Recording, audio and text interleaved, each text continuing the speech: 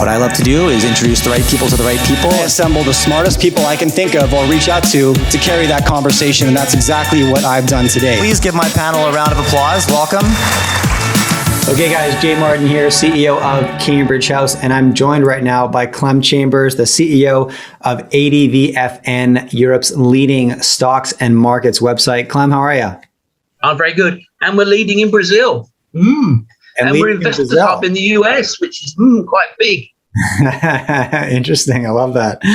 Well, that's a good place to start. Okay, so Clem, because it's your first time on my channel, and thank you for making the time. I appreciate this and appreciate getting you in front of my audience. Maybe give us the quick 30-second commercial for anybody who's not familiar with you or ADVFN. How do you spend your time, Clem?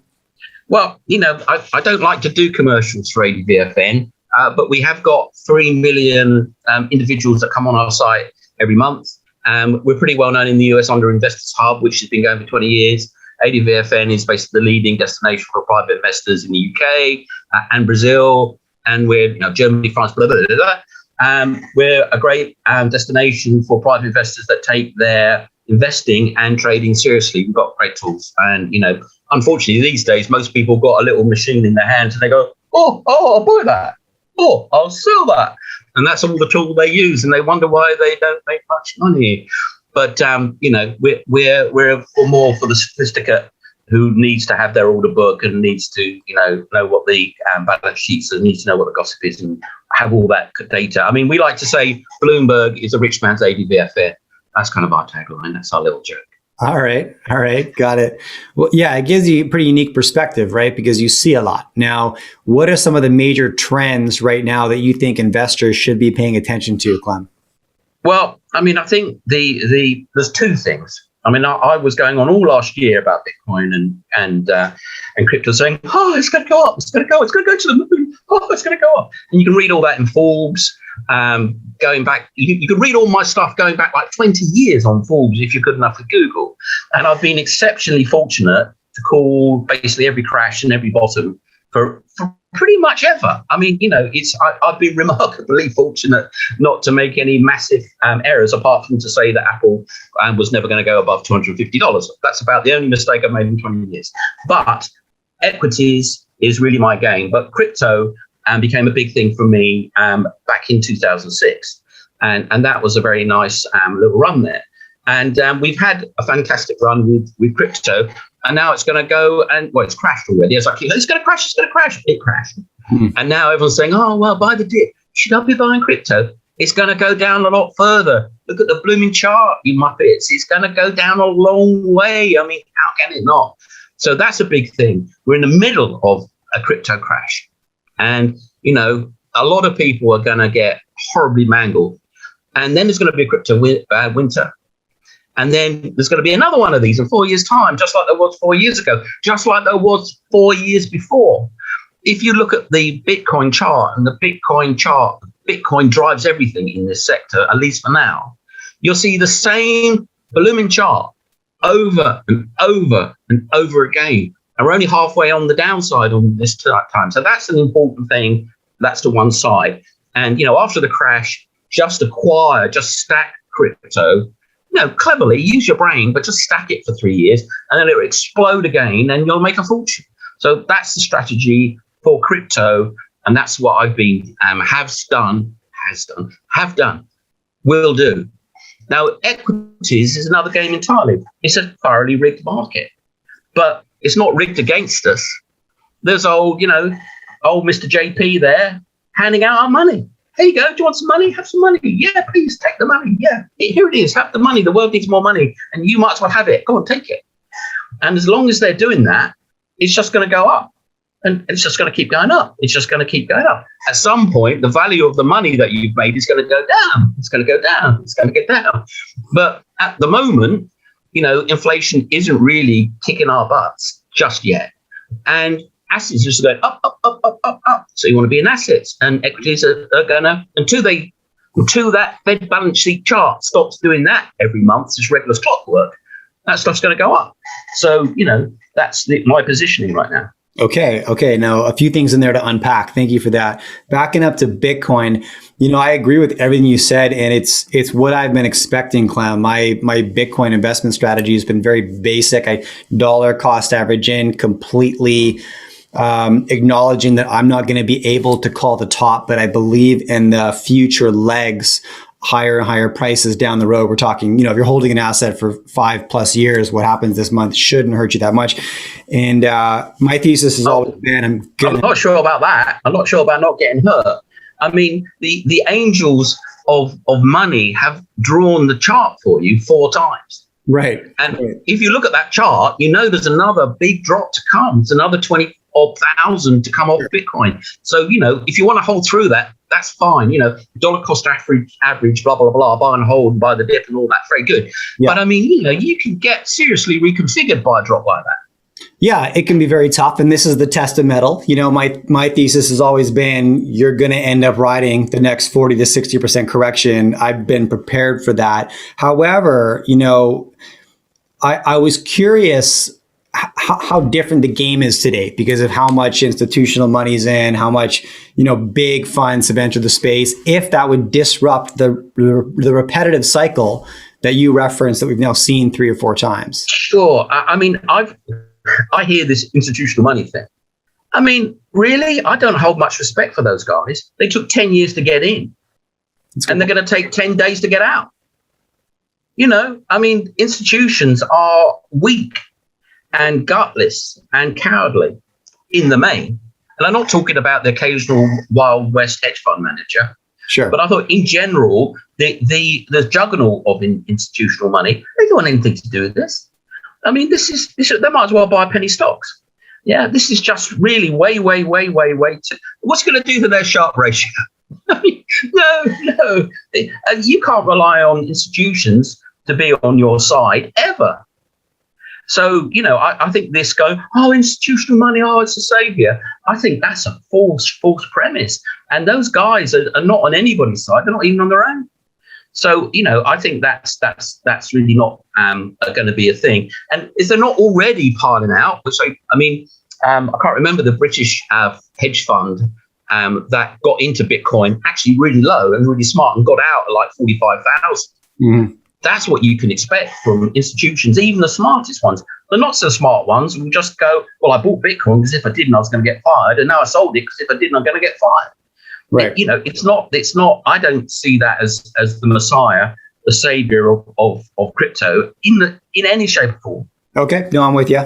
So this cash that's coming out of Bitcoin right now and coming out of cryptocurrencies, where's it headed, Clem? What's your speculation there? Well, a lot of it's just going straight to money heaven.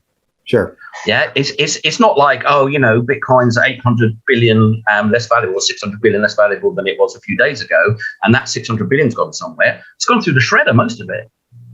But where will it go, or rather, where will the money that was going into crypto go instead? And that's a good question. I mean, who's putting the money in reality? In reality, it's the private investor or the private speculator. It's the new generation of traders. Back in the dot-com boom, I had an old broker who was our corporate broker, and when the balloon went up, or rather whatever, the bomb dropped, what we used for the end of the world for the dot-com, he said, well, that's it for a generation. And I said, well, what do you mean that's it for a generation? I was significantly younger then. And he said, well, a whole generation of investors just got burnt, and they ain't coming back. They'll never come back. And the only people that are going to come back will be the next generation that weren't around at this point and hasn't been burnt and probably not even born, some of them. And they'll be the next generation that will come in. So wait a generation and the market go, boom. Well, here we are. And guess what? What happens to every one of those generations? They get burnt. And they're getting burned in crypto right now. And they'll get burned all the way down and they'll leave. Where will the long-term money go? The hardcore, the Napoleon's Guard of investors go? Well, I mean, equities is obvious, and gold is very, very obvious. And I think gold, I've got a lot of gold. I don't like gold. I mean, it's a barbaric metal as far as I'm concerned. But inflation is coming. It's a natural place for it to go, and gold is cheap. And what can you do? Don't trade what you think, trade what you see. And gold is going to go, because for a start, now they're unlocking everybody. They're going to go back down the jewelry shop and start buying trinkets. So the gold demand that vanished because of COVID, that's going to come screaming back. And then people are going to go, oh, I can't hedge my money against inflation in Bitcoin because that's rubbish. That crashed. Oh, everybody got killed. No, I'm not going to go there with it. Where can I go with it?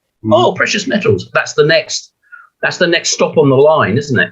So I think gold is and platinum extremely interesting, because platinum's a double play, because platinum is a play on EV and the hydrogen economy. Sure. And of course, it's a precious metal. So you get two bangs for your buck. So I'm very interested in platinum, or rather, I hold a lot of platinum. And then gold's interesting because it's the obvious. And I'm not really that exposed to silver, although I have a reasonable amount of exposure to silver. But platinum, I think, oh yeah, EVs. And then you've got hydrogen economy, because that's the stuff that they use for splitting water into hydrogen, oxygen, and store it while the windmills stop, etc. And so the platinum, you get two things. You get the next big thing, plus you get precious metal hedge against inflation. Interesting. So that's where you think this rally is turning to next. I mean, I was a bit surprised.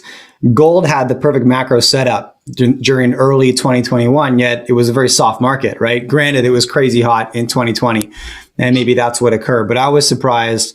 Interest rates at zero. Gold wasn't responding like it normally does, I guess. Yeah, maybe because people weren't buying it, because they weren't going out down the jewelry stores and buying rings and buying necklaces and buying watches and buying jewelry. The jewelry demand just went, yeah, right.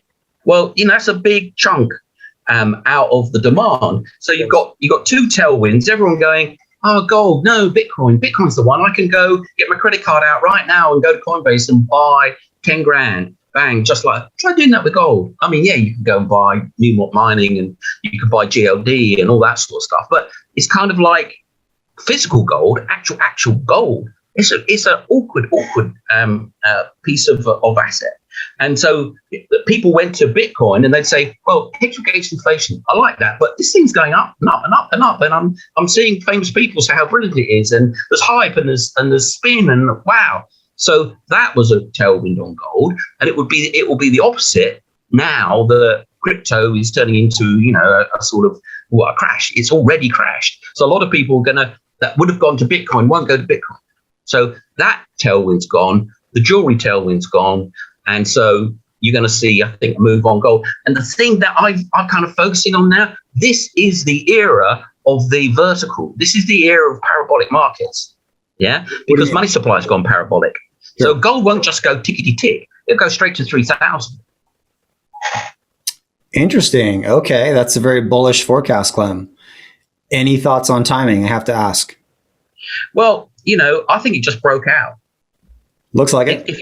If you look at that bear channel, and the way I work with charts is make very simple charts, very, very simple charts.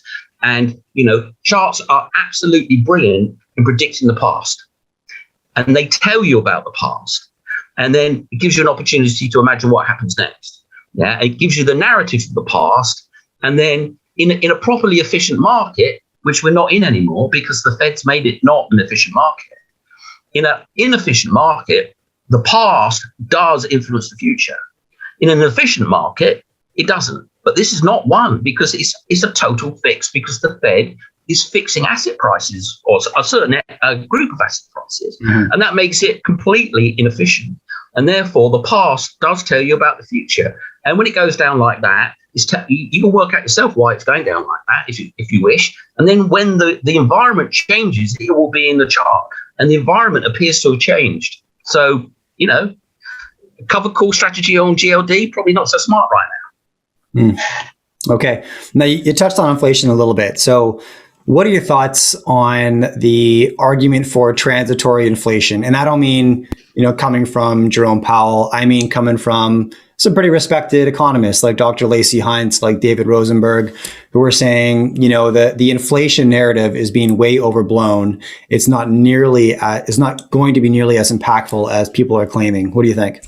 Well, I know the cannabis market is very strong at the moment, but I'd like to know what they're smoking. I mean, where's all this money going to go? Yeah. Is somebody flushing it down the toilet? I don't think so. Yeah. The money supply has been exploded. I mean, it's there in the numbers. Just go to the website and just read how much M1 and M2 and M3 there is more now. Yeah. Yeah. Where's it going? You know, is somebody going to bury it somewhere? The point is they can't stop this thing because there's a massive fiscal deficit all around the world. So to fund that fiscal deficit, they've got two choices. Pull the plug on the economy. Oh, yeah, they're going to do that. Or just keep printing. Now, it's not difficult to realize the situation they're in. We got the mother of all budget deficits, yeah, like you get after a war. Yeah, huge budget deficit. So, you know, we've run past sustainability quite a long way. So we're going to have to pull it back. We have to pull it back, debt 100% to GDP. We have to pull it back to a deficit of 3% because that's the GDP growth. If you keep running our debt beyond GDP growth, it's all going to come, you know, Argentinian at some point. It's all going to go Turkish. Yeah. Well, how much is that? How much do they have to debase the currency to get back into line? It's probably about 150%. You could just work it out on the back of a cigarette packet. Well, you know, the deficit's that big, that amount of GDP. How do they pull that back to a sustainable number? The only question is, are they going to try to pull it back to a sustainable number? Or are they going to say, well, actually, the world's changed. It's now 120% of GDP, right? But they're not going to pull it back by saying, can we have our money back, please? You know, we're going to go austerity now. Yay! Everyone's going to go bust. They're not going to do that, are they? They're just going to inflate it away. And that's going to cause somewhere between 100% and 200% inflation if they don't mess it up and it runs away from them. Yeah, which could happen. The world's history is full of that happening. Yeah, if you look at currency, if you look at the American penny, it was the size of American dollar coin these days. Not that anyone uses them. And the coin just shrinks and shrinks and shrinks and shrinks. And if you look at Europe and France, it was a gold coin. Then it was a big silver coin. And then it wasn't a big silver coin anymore. And then it was a nickel coin. And then they actually reverse and split it. And then they produced another silver coin. And then it became an aluminium coin. And then it became a copper coin. And then they revert. You know, it's the history of what happens to money after wars and or when countries' budgets run out of control. And hello, this is where we are. So what's the play in a runaway inflation environment? Very tricky, very, very tricky, because most people are just going to get poorer. I mean, they might look at their bank account and go, I'm a millionaire now. Brilliant. Actually, that's a gallon of gas. But I don't think that's going to happen. But, you know, where can you run that it can't be debased? And I think equities is it depends how crazy it goes, right? If they keep it to 9, 10, 11% inflation, then equities will do all right. Gold will do all right. Any hard asset will do all right, because as long as it doesn't move too fast and dislocate everything, then hard assets keep their value, you know? And so the best thing to do is borrow a shit ton of money and buy assets. That's what the rich people do. Yeah. And then your debt just goes like that. It's called your mortgage, right? Because your house goes like that and your debt goes like that in real terms. But it takes a lot of nerve to do that. And you have to be, you know, pretty sophisticated so you don't do too much of it. You've got to be sophisticated, have access to it. You know, it's a place that most people don't want to be in. So, you know, you just want to not be long cash. Sure. Okay. And, you know, on that note, though, short-term, Clem, where do you stand on US dollar? And I mean, relative to other currencies. Sure, like I understand everything you're saying, you know, relative to any other currency in the world, it's as some people say, the cleanest shirt in the dirty hamper. Well, I can only tell you what I do, not what I think. Yeah, sure. Because I actually think that currencies, if you want to get around an efficient market, currencies are pretty good at that. Yeah. And, you know, a lot of people got an opinion, and there aren't many people flying in private jets because they are traders in foreign exchange. Yeah. But what I do is I've got a big chunk of capital in Swiss francs. I've got a big chunk of capital in euros. I've got a big chunk of capital in pounds, and I've got a big chunk of capital in dollars. Never don't have to care. So, you know, I don't even know what currency I'm denominated in, to be honest. I think I'm denominated in pounds because I'm a British person and I remember them when I was a kid. Yeah, but I probably should be denominated in euros because I spend most of my time in Europe. But I probably should move to Switzerland. I live in Monaco, but maybe I'll stay. But, maybe Switzerland's the place to be. But those blooming people keep trying to tie their currency to the dollar. So what am I to think? So, I think if you can, if you need to, if you must, then just hedge your currency.